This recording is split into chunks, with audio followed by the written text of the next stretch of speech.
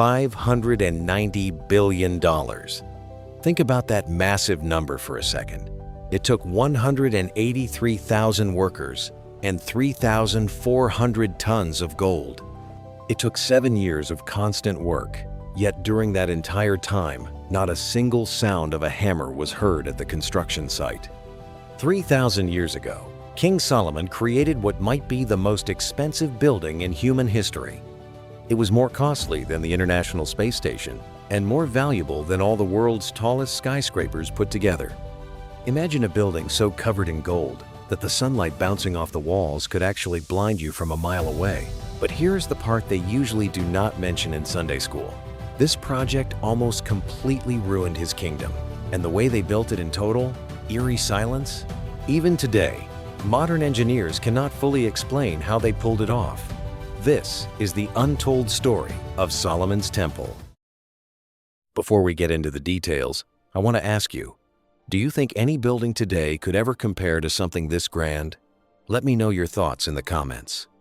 To really understand what Solomon was trying to do, you have to look at what happened before him. For more than 400 years, the presence of God stayed in a tent called the tabernacle. It was something they could move around, designed for people who were wandering. But by 1000 BC, the people of Israel were not wandering anymore. King David had brought all the tribes together, took over Jerusalem, and built a real empire. David had a huge dream. He wanted to build a permanent home for God that was worthy of the person who created the universe. But there was a big problem. God told him no. It was not that God did not want the temple. He just did not want David to be the one to build it. The records in 2 Samuel explain why. David was told that he was not the one to build the house because he had shed too much blood and fought too many wars. David was a warrior through and through. His hands had taken many lives. Because the temple was meant to be a house of peace, it needed a man of peace to lead the project. That man would be his son, Solomon. His very name comes from shalom, which is the Hebrew word for peace. History describes him as a man of rest, someone who was born to bring things together and build rather than go out and fight. When David eventually died, he left Solomon with a huge mission and the money to do it. But the obstacles in the way were absolutely staggering. Where do you find 3,400 tons of gold in the ancient world? How do you move giant cedar logs 200 miles across the sea and over mountains? How do you manage 183,000 workers without any modern way to communicate? And how in the world do you build the most complicated structure of ancient times without making a single sound?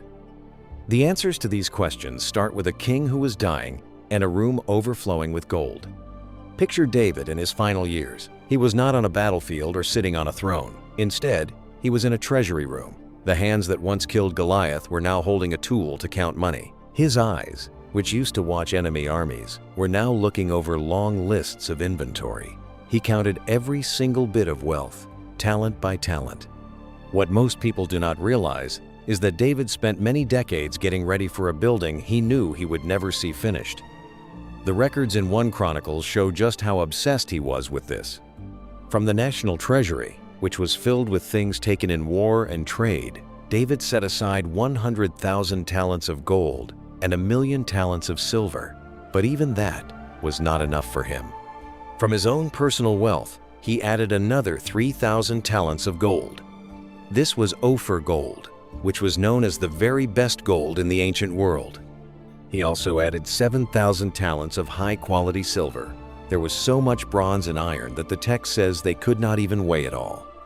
There were also storerooms full of precious gemstones like onyx, turquoise, and marble, including stones that we do not even recognize the names of today. Now, let's put these ancient numbers into words we can actually understand. 1 talent was about 75 pounds. That means the gold reserves alone weighed about 3,400 metric tons. At the prices we have today, that would be worth about $493 billion.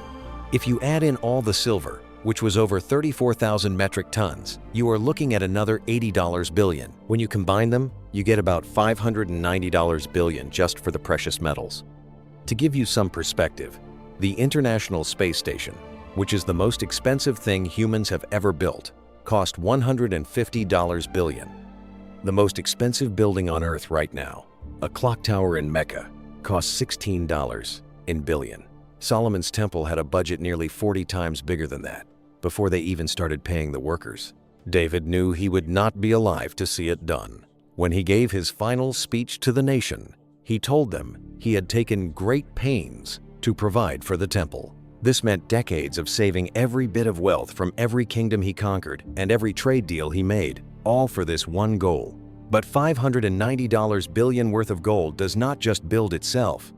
Solomon had the money, but he did not have the wood or the experts. To get those, he had to make a deal with the most powerful merchant king of that time. Israel had a specific problem. They had plenty of gold and silver, but they were a nation of farmers and shepherds. They did not have a big timber industry or master builders who knew how to make massive structures. For a project this big, Solomon needed one specific material, cedar wood from Lebanon. This was the best building wood you could get. It did not rot easily, it smelled wonderful, and the trees were huge. Some grew over 100 feet tall. It was like the steel of the ancient world, and it only grew in the mountains of Phoenicia, which is now Lebanon. That land was controlled by King Hiram of Tyre. Tyre was a powerhouse on the sea, and their builders were famous. Since Hiram had already helped David with wood years before, Solomon sent him a message. The letter said that David could not build the temple because of all the wars, but now that there was finally peace, Solomon intended to build. Hiram agreed to help, but it was not a favor. It was a business arrangement. The deal was that Israel would pay Hiram 4,400 tons of wheat and 440,000 liters of olive oil every single year for 20 years. In exchange, Hiram would give Solomon all the wood he needed and his best craftsman, a man named Hiram Abi. This man was an expert at working with bronze, gold, silver, iron, stone, and wood. However, getting the materials was only half the battle. Moving them was a massive engineering task. Imagine being at Joppa Harbor and seeing giant rafts of cedar logs floating in from the sea. Some of those logs weighed several tons. Then, look at the hills. Jerusalem is 800 meters higher up, and the path is 60 kilometers of rough climbing ground. Every single log had to be moved up that path. There were no trucks or cranes, just ropes and the strength of human muscles. Solomon had the gold, the wood, and the experts, but he needed a massive amount of people to do the work. He ended up using 183,000 people. Think about that, 183,000. In a nation of maybe 2 million people, Solomon took almost 10% of everyone to work on this one project. In today's terms, that would be like 33 million people working on one single building. The way the work was organized shows something a bit uncomfortable. The workforce was split into groups. At the top were 30,000 Israelites who worked in Lebanon. They worked in shifts, 1 month in the mountains and 2 months back home. It was hard work, but they got to see their families. But below them were 80,000 stonecutters and 70,000 carriers. These 150,000 people did the most brutal work, cutting rocks and hauling them up the mountains. These people were not Israelites. They were foreigners from groups that had been conquered. For them, there were no shifts or breaks. They were forced to work for the state forever. This means that the house of God was largely built by forced labor. The man in charge of this was named Adoniram. He was not a popular man. Years later, after Solomon died, people were so angry about this forced labor that they killed Adoniram in the street. There was also a young official named Jeroboam who watched how tired and angry the workers were. Later on, he would lead a rebellion against Solomon's family, telling them they had made life too hard for the people. The building of the temple actually created the problems that would later split the kingdom apart. Imagine being one of those workers with a heavy stone on your back, knowing you would never be done. What would you be thinking as you built a temple for the God of the people who conquered you? Even with 183,000 people working, something very strange was happening at the site. It was completely quiet. The Bible says that no hammer, chisel, or iron tool was heard while the temple was being built. Think about how impossible that sounds for such a massive project. Why would Solomon do this? It was for a religious reason. In their culture, iron was used for weapons and war. Since the temple was a house of peace, they believed that iron tools would make the holy place unclean. Solomon wanted the entire building to be sacred, so it had to be built peacefully. This was not just a choice for convenience, it was a form of worship. But how do you build a giant stone building without using tools on site? They used a method called prefabrication. Every single stone was cut to the exact size at a quarry far away from the temple. They were measured and finished perfectly before being brought to Jerusalem. When the stones arrived, the workers just put them in place. They fit together like giant Lego blocks. The level of precision needed for this is mind-blowing. Without any modern technology, every stone had to be perfect. If one stone was cut a little bit wrong, it would ruin the whole section. Most of these stones came from a huge underground quarry right under Jerusalem. The stone there is soft when it is underground, but gets very hard when it touches the air. If you go into those quarries today, you can still see the marks from the chisels. Thousands of men spent years cutting stones in the dark by torchlight, working on pieces they would never see in the final building. 7 years went by. $590 billion was spent. 183,000 people worked. Millions of stones were carved in the dark and put together in silence. Finally, the building was finished. But the construction was not the most important part. The real moment happened during the dedication.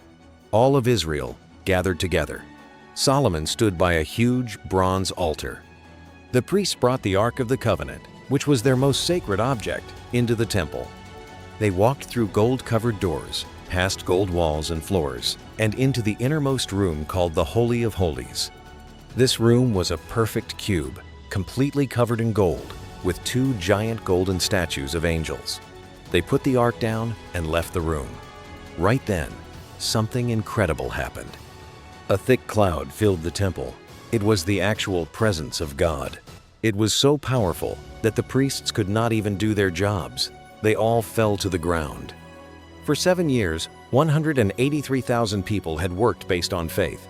They carved stones they wouldn't see and moved gold they wouldn't keep. They built a house for a God they couldn't see, and then he actually showed up. The silence of the building process turned into the powerful presence of God. Solomon knelt down and asked if God would really live on earth, since even the highest heavens cannot hold him. But even so, God came to that place. Solomon's temple was more than just gold and wood. It was faith put into action. But the story does not have a perfect ending. To pay off his debts, Solomon had to give 20 cities to King Hiram, who didn't even like them. The forced labor caused a lot of anger that broke the kingdom apart later. The most expensive building ever made had a price that was much higher than just gold. It stood for 373 years until it was burned down by an invading army from Babylon. But the big question it leaves us with is this: what are you building in your life that will last longer than you are here? If you could ask King Solomon one single thing about this giant project, what would it be? Please leave your question in the comments below.